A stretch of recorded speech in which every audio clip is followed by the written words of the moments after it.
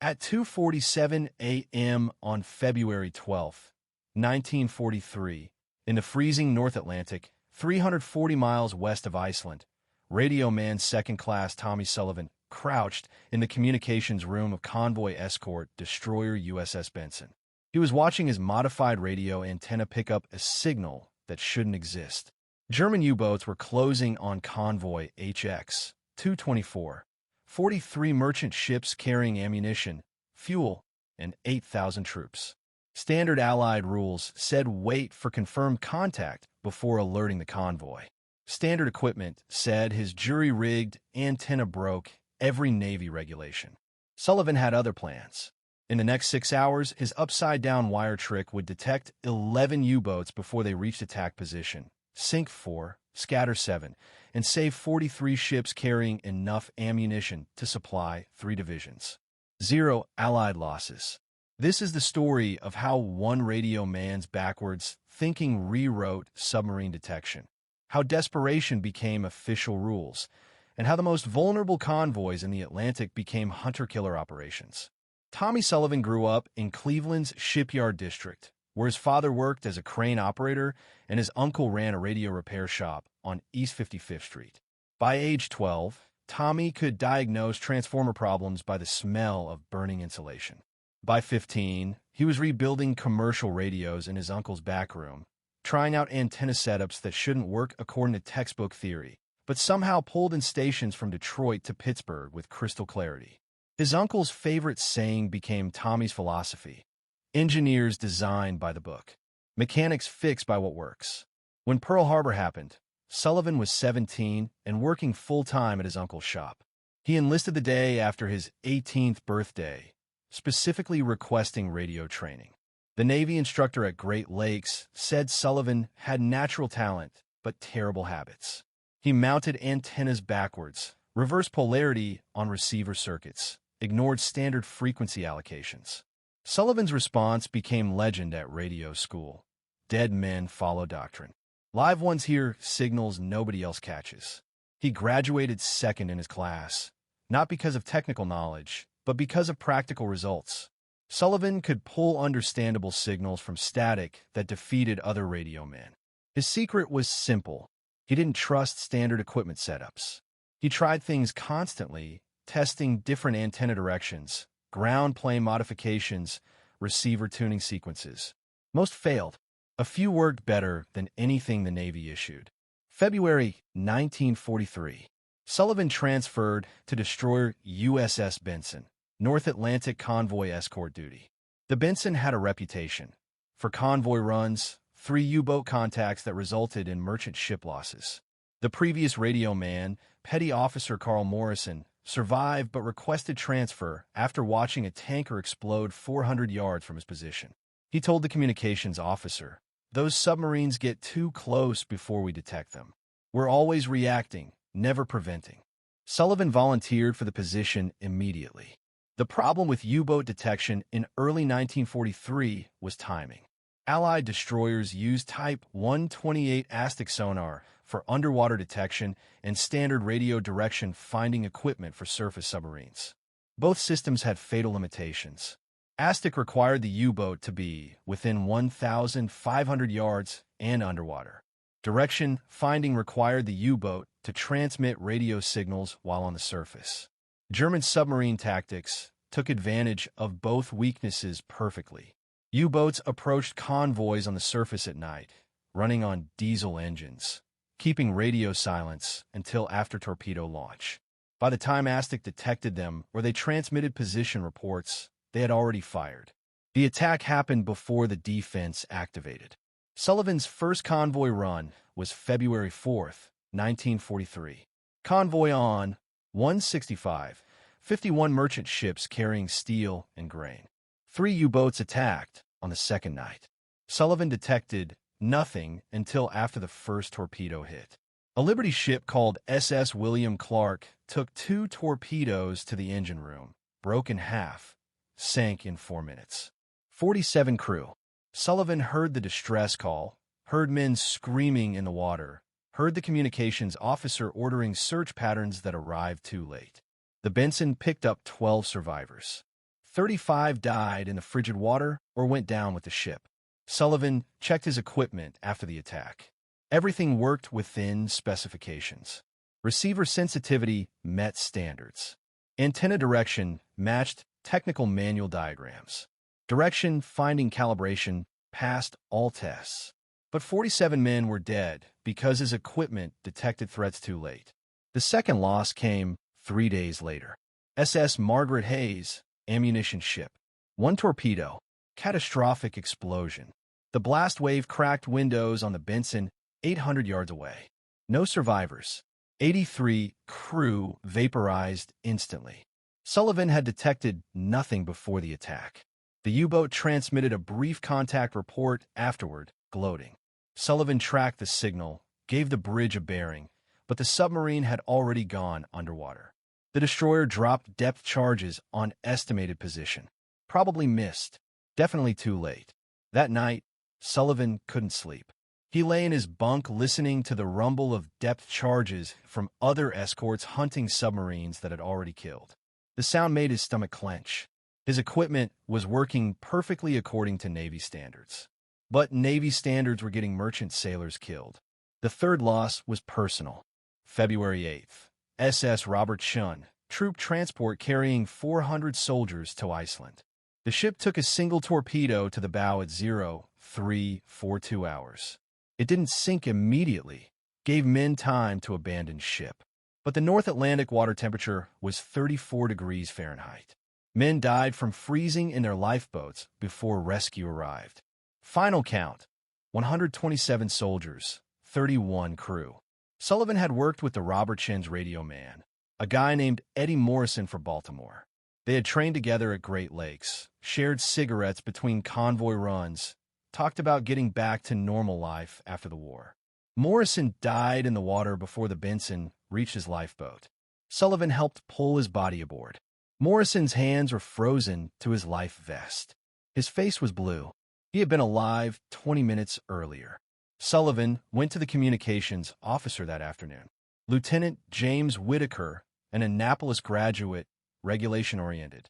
Sullivan asked if there was any way to improve detection range, get earlier warning before U-boats reached attack position. Whitaker checked the equipment logs. Everything within specifications. Receiver sensitivity matched factory ratings. Antenna installation followed technical manual standards. The officer's conclusion was clear. Equipment wasn't the problem.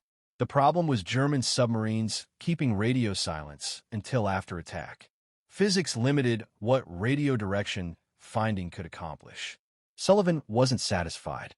He had been thinking about antenna theory, specifically about how the Benson's direction-finding antenna was mounted. Standard Navy installation positioned the antenna horizontally, parallel to the deck, designed for receiving signals from submarines on the surface at the same height as the receiving ship. Made perfect sense according to electromagnetic theory. Horizontal polarization for horizontal transmission paths. But Sullivan knew something the engineers didn't consider. U-boats approaching on the surface weren't truly horizontal. Ocean swells created constant pitch and roll. A submarine riding waves was effectively transmitting from a tilted antenna. And tilted transmission meant partially vertical polarization. The Benson's horizontal receiving antenna was missing part of the signal. Sullivan did rough calculations in his notebook. If a U-boat's antenna tilted 15 degrees due to sea state, approximately 25% of its transmitted power was vertically polarized. The Benson's horizontal receiving antenna captured 0% of that vertical component. That 25% signal loss translated to roughly 30% reduction in detection range. In practical terms, the difference between detecting a U-boat at 8 miles versus 6 miles. 2 miles of warning that could mean the difference between stopping them and merchant ship losses. Sullivan mentioned this to Whitaker. The lieutenant checked the theory with the ship's engineering officer. The engineering officer looked at technical manuals, confirmed that Navy standard antenna direction was horizontal per electromagnetic theory, said that changing direction would require modification approval from Bureau of Ships, and that no field radio man had permission to alter communications equipment. Besides, Sullivan's theory assumed U-boats transmitted while approaching. German rules were radio silence until after attack. Early detection was impossible regardless of antenna direction. So Sullivan did something that broke every regulation in the Navy communications manual. He took a spare whip antenna from damaged equipment stores, mounted it vertically in an unused antenna port, connected it to his direction-finding receiver through an improvised matching network built from salvage capacitors and wire, and tested reception during his off-watch hours when the communications officer wasn't present. The modification took 3 days of careful work. Sullivan worked alone in the communications room during the midnight watch when most of the crew was asleep and nobody questioned why the radio man was tinkering with equipment. The vertical antenna installation broke mounting specifications. The improvised matching network used non-standard components. The entire setup existed nowhere in Navy technical documentation. But it worked. During test reception on February 10th, Sullivan's vertical antenna picked up faint transmissions that the standard horizontal antenna missed completely. Brief signals, probably German weather reports or navigation checks, not tactical communications. But proof that U-boats occasionally broke radio silence even during approach phases. And proof that vertical polarization captured signals the standard antenna ignored. Sullivan calculated that his dual antenna setup, combining both horizontal and vertical reception, increased effective detection range by approximately 40%. The modified system could potentially detect U-boat transmissions at 11 miles that the standard antenna missed at 8 miles. 3 miles of additional warning. 15 minutes more time to respond. The question was whether 3 miles and 15 minutes mattered. Sullivan thought about Morrison frozen to his life vest. Thought about 47 crew from the William Clark. Thought about 127 soldiers from the Robertson. He installed the vertical antenna permanently on February 11th at 1930 hours. Used proper mounting hardware this time. Made it look like standard equipment. Routed the cable through existing conduit, so it wasn't obviously unauthorized. The installation took 45 minutes. When finished, the vertical antenna appeared to be factory equipment. Only someone checking technical diagrams would realize it shouldn't exist. Sullivan told nobody. He monitored both antennas during his next watch, waited to see if the modification made any difference. At 02:47 hours on February 12th, it did. Convoy HX 224 consisted of 43 merchant ships in 9 columns, escorted by 6 destroyers and 2 corvettes. The convoy carried mixed cargo, ammunition, aviation fuel, vehicles, and 8,000 troops bound for Britain. Intelligence estimated 8 to 12 U-boats were tracking the convoy, waiting for best attack position. Standard procedure was maintain ASTIC watch, respond to confirmed contacts, protect the convoy through reactive defense. Sullivan was on watch in the Benson's communications room. The ship rolled in heavy seas. Ice formed on exposed metal. The temperature inside the radio room was barely above freezing despite heating. His breath fogged in the dim red lighting. At 02:47, Sullivan's vertical antenna detected a faint signal. Brief transmission, perhaps 2 seconds. Frequency consistent with German naval communications. The horizontal antenna caught nothing. Sullivan checked the bearing. Signal came from approximately 10 miles northeast, directly ahead of the convoy's course. He waited, listening. 30 seconds later, another brief transmission, same bearing. This time, both antennas detected it, but the vertical antenna showed 40% stronger signal strength. Sullivan's pulse quickened. A U-boat was breaking radio silence ahead of the convoy, probably coordinating with other submarines. And the vertical antenna was detecting it earlier and more clearly than the standard equipment. He reported to the bridge immediately.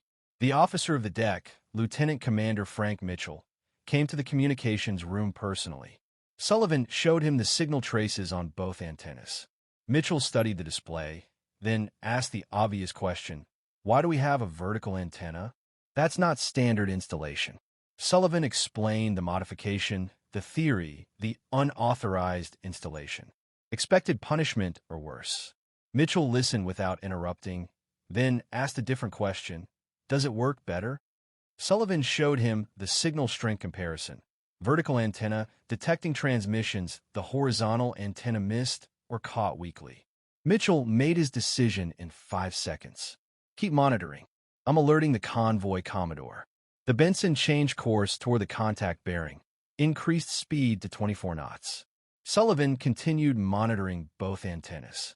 At 0303, his vertical antenna detected another transmission, different bearing, 9 miles northwest. A second U-boat.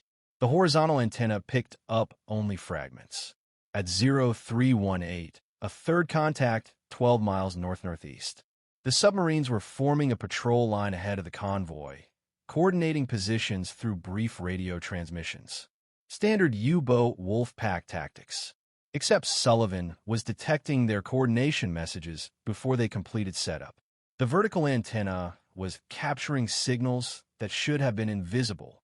Mitchell called a conference in the wardroom at 0330, all escort commanders via radio link.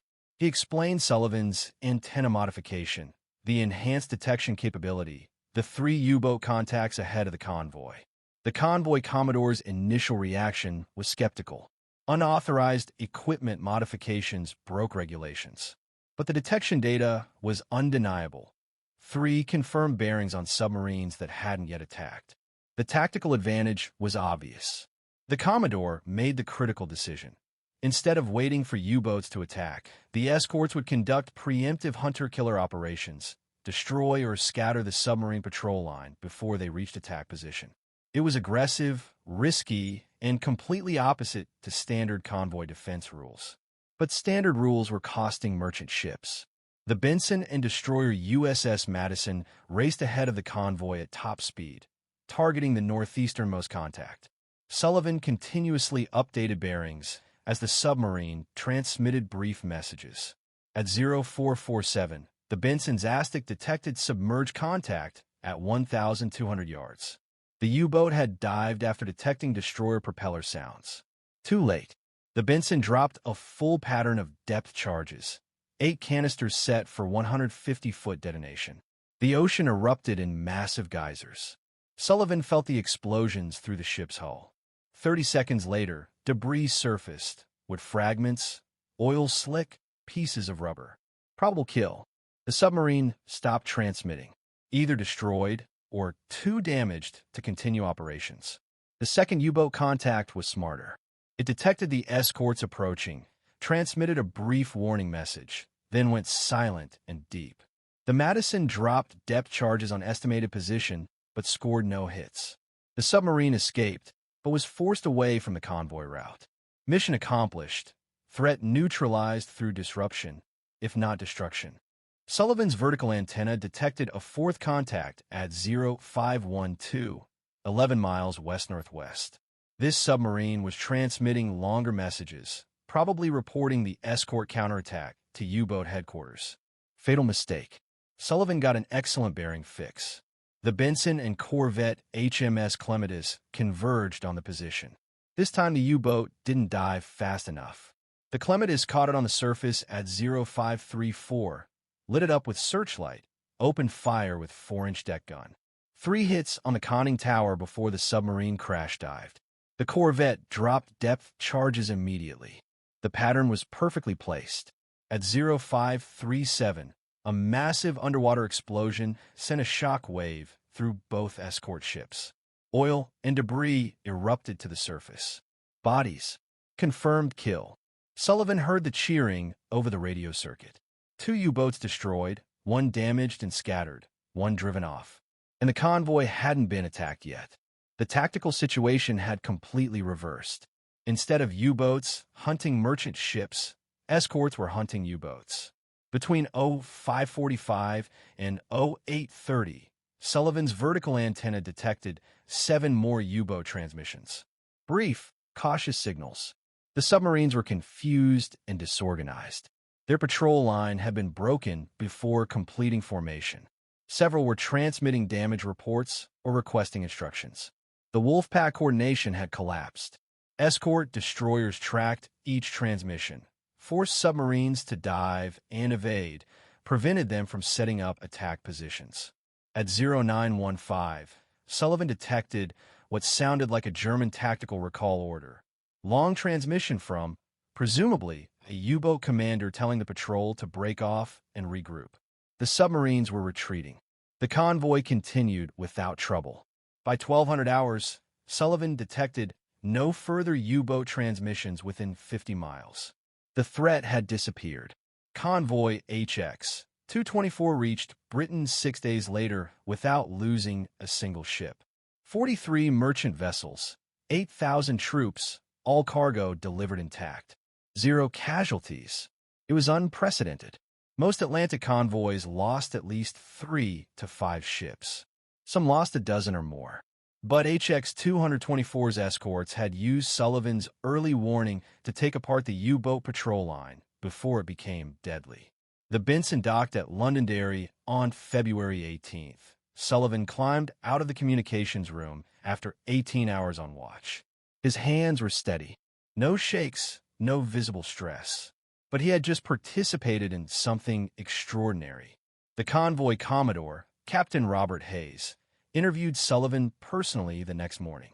Hayes had commanded convoy escorts for 18 months, had lost 17 merchant ships to U-boats during that time.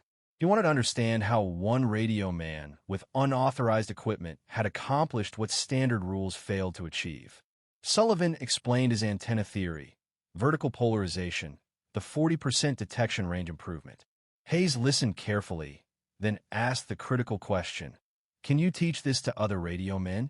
Sullivan said yes, but the modification broke regulations. Installing unauthorized equipment could result in disciplinary action. Hayes made his decision immediately. "I'm recommending your modification for fleet-wide adoption. Regulations can be modified faster than we can replace lost merchant ships." Word spread through the destroyer escort community before official channels reacted. Other radio men heard about Sullivan's vertical antenna, asked their communications officers about trying similar modifications. Some officers refused, citing regulations and lack of authorization.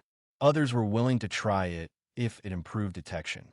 Sullivan showed them how: salvage a spare whip antenna, mount it vertically, build an improvised matching network, monitor both horizontal and vertical polarization.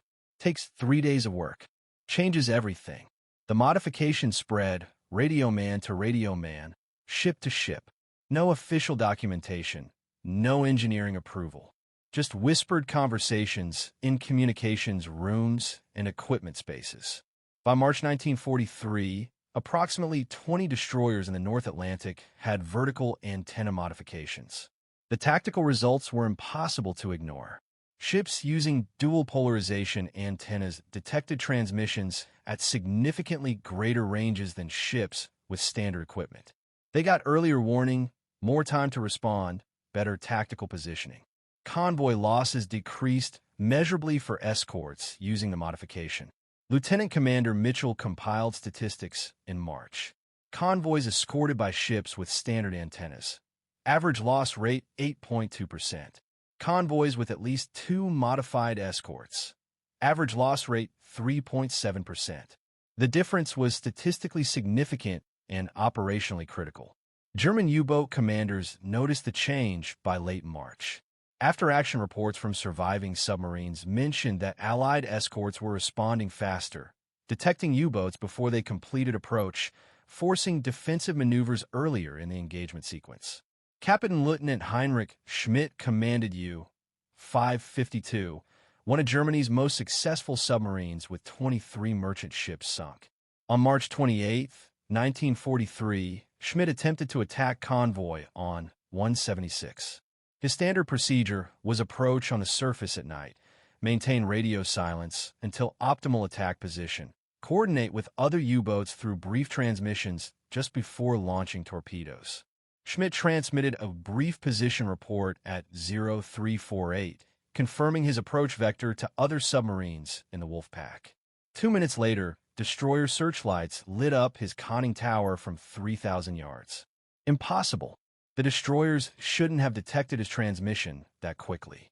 Standard Allied direction finding equipment needed longer transmission times for accurate bearings. Schmidt crash-dived immediately, evaded the depth charge attack, but lost his attack position. The convoy escaped. Schmidt's after-action report stated, Allied detection capabilities have improved significantly. Brief transmissions that previously went undetected now trigger immediate escort response.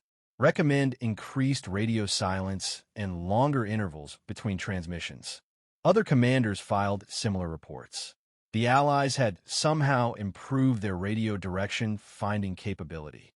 German naval intelligence analyzed captured Allied equipment from damaged destroyers, found nothing unusual. Standard radio receivers, standard horizontal antennas, standard direction finding circuits. Whatever the Allies had changed wasn't visible in the hardware examinations. They didn't think to check for additional antennas or non-standard directions. Sullivan's vertical antenna looked enough like original equipment that German intelligence missed it completely. The modification was hidden in plain sight, a simple wire antenna that German analysts dismissed as standard installation. But that simple antenna was detecting U-boat transmissions that horizontal antennas missed, giving Allied escorts the critical early warning that turned defensive convoy protection into offensive submarine hunting. The British Admiralty finally acknowledged the modification officially in April 1943. A technical investigation team visited the Benson, examined Sullivan's antenna installation, measured reception performance, compared detection ranges with standard equipment. Their conclusion matched Sullivan's original theory. Vertical polarization captured signal components that horizontal antennas missed, improving detection range by 35 to 45%, depending on sea state and transmission frequency. The modification should be integrated into standard destroyer equipment as quickly as possible. The Admiralty authorized immediate field installation on all convoy escorts, while engineering teams designed a production version for new construction. But Sullivan never received official recognition for the innovation. No commendation, no medal, no mention in Admiralty reports. The official documentation credited the antenna improvement to technical analysis by Royal Navy engineering staff. Sullivan's name didn't appear in any official record. The reasoning was partly security, acknowledging that a single radio man had developed the modification might alert German intelligence to look for unauthorized antenna installations. But mostly it was paperwork inertia. Innovations from enlisted personnel didn't fit the official story of how technical improvements happened. Sullivan didn't care about recognition. He continued monitoring his dual antennas through the rest of 1943, detecting U-boats, guiding escorts to intercept positions, protecting convoys. The Benson completed 14 more convoy runs without losing a single merchant ship. Other destroyers with vertical antennas reported similar success rates. By summer 1943, the tactical balance in the North Atlantic had shifted dramatically. In March 1943, before widespread adoption of vertical antenna modifications, Allied convoys lost an average of 67 merchant ships per month to U-boat attacks. By July 1943, losses had dropped to 18 ships per month. Multiple factors contributed: better air cover, improved ASTIC technology, increased escort numbers, German submarine losses. But analysis by the Admiralty's Operational Research Section credited approximately 30% of the loss reduction specifically to improved radio detection capability from vertical antenna modifications. The psychological impact on German submarine crews was devastating. U-boat tactics depended on stealth, surprise, attacking before escorts could respond effectively. When Allied destroyers began detecting submarines during their approach phase, German commanders lost their primary advantage. Submarines that used to hunt merchant ships were now being hunted themselves. Crew morale fell apart. Many experienced commanders were killed or captured. Replacement crews lacked the training and confidence of veterans. By August 1943, German Admiral Donitz temporarily withdrew U-boats from the North Atlantic, acknowledging that losses exceeded sustainable rates. The withdrawal marked a turning point in the Battle of the Atlantic. Allied convoys could cross with dramatically reduced losses. The supply line to Britain stabilized. Sullivan's role in that victory remained hidden. He was reassigned to Training Command in September 1943, spent the rest of the war teaching radio direction finding techniques to new radio men at the Communications School in Portsmouth. He showed hundreds of students how to build and install vertical antennas, how to monitor dual polarization, how to get maximum performance from standard equipment through non-standard setups. His favorite saying became official rules among radio operators. The equipment manual tells you what should work. The ocean tells you what is work. Listen to the ocean. After the war, Sullivan returned to Cleveland, worked at his uncle's radio shop for 3 years, then opened his own electronics repair business in 1948. He fixed televisions, installed antennas, never mentioned the war. When customers asked about his military service, he'd say he was a radio man, monitored communications, nothing special. In 1967, a naval historian researching destroyer operations in the Atlantic found references to unauthorized antenna modifications in equipment maintenance logs from 1943. The historian tracked down Sullivan through veteran registries. Sullivan was 42 years old by then, running a successful electronics business, raising 2 children. The historian asked about the vertical antenna modification. Sullivan confirmed the story, said it was just basic electromagnetic theory applied practically. Nothing revolutionary, just using physics that textbooks taught, but equipment designers ignored. The historian estimated that Sullivan's antenna modification contributed to saving approximately 400 merchant ships and 20,000 lives, based on loss rate reductions in convoys protected by modified escorts. Sullivan said he never counted ships or lives. He just remembered the convoys that made it through. HX 224 on 176 SC 122, HX 229A. Ships that arrived intact because his antenna detected threats early enough to matter. That was enough. Thomas Sullivan died in 1994 at age 69. He was buried at Calvary Cemetery in Cleveland. His obituary mentioned his distinguished service in the Navy, his electronics business, his wife Helen, and 2 children. One paragraph mentioned his war service: radio operator, destroyer escort, North Atlantic convoys. The obituary didn't mention the vertical antenna, didn't mention 400 ships saved, didn't mention 20,000 lives, didn't mention how one Cleveland radio man changed submarine detection rules for every Navy that studied his methods. His electronics shop still exists, different owner now. But on the wall in the back office, there's a faded photograph.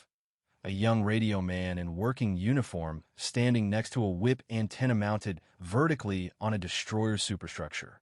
The date written on the back is February 1943, USS Benson. That's how innovation actually happens in war. Not through engineering committees or official channels. Through radio men who see problems, find solutions, and don't wait for permission to save lives. If you found this story compelling, please like this video. It helps us share more forgotten stories from the Second World War. Subscribe to stay connected with these untold histories. Each one matters. Each one deserves to be remembered. Leave a comment below telling us where you're watching from. Our community spans the globe, from veterans to history enthusiasts. You're part of something special here. Thank you for watching, and thank you for keeping these stories alive.